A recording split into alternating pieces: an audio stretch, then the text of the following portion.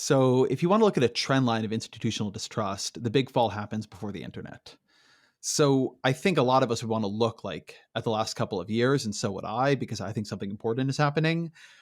But that's not a little bit like social media can't explain polarization because most Yeah. of the rise in polarization happens way before social media. And that doesn't mean it's not worsening it or accelerating it or changing it or amplifying it now.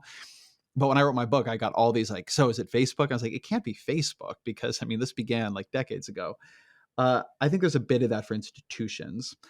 I would say the interesting thing about institutions is that we are polarizing around institutional trust. Yeah. So compared to, I just wrote a piece about this, compared to, let's call it 15 or 20 years ago, let's call it the George W. Bush era.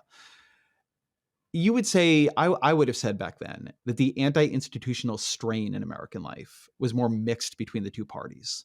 So it is true, Republicans really didn't like the media. They didn't like kind of elite universities.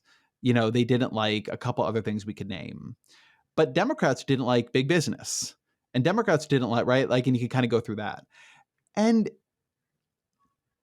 I would say the dominant I would say now there's a more kind of holistic anti-institutional type in the Republican Party, right? Which is reflected in many ways by the turn against big tech and big business and cronyism and, Kevin McCarthy saying that like he doesn't even think he hasn't heard from the Chamber of Commerce in forever. Do they even have any power around here anymore?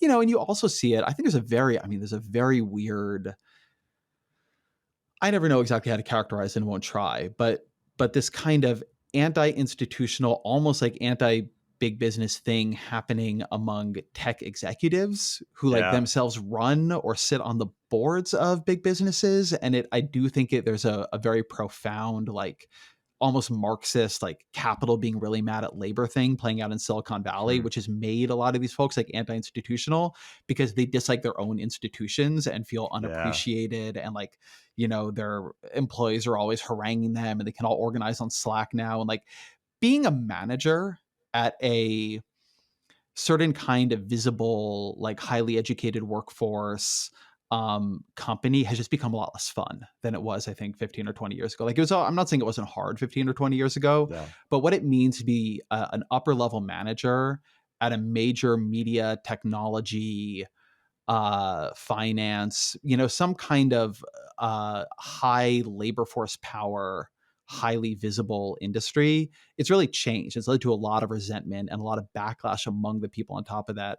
So I would just note too, there's just a very weird, like the anti-institutionalism of like Elon Musk and that particular like class of VCs Yeah. around him is a not unknown. I mean, you can find a lot of examples of this historically, but is a fascinating turn because from a different perspective, like they are the institutions, Yeah. but it's always been more complicated than that, and it is now too. But yeah, that's the main thing I would say. I think more than there's been a tremendous change in institutional trust in the past 10 years or 15 years, although there has been some, and things like the Supreme Court that were high are now low.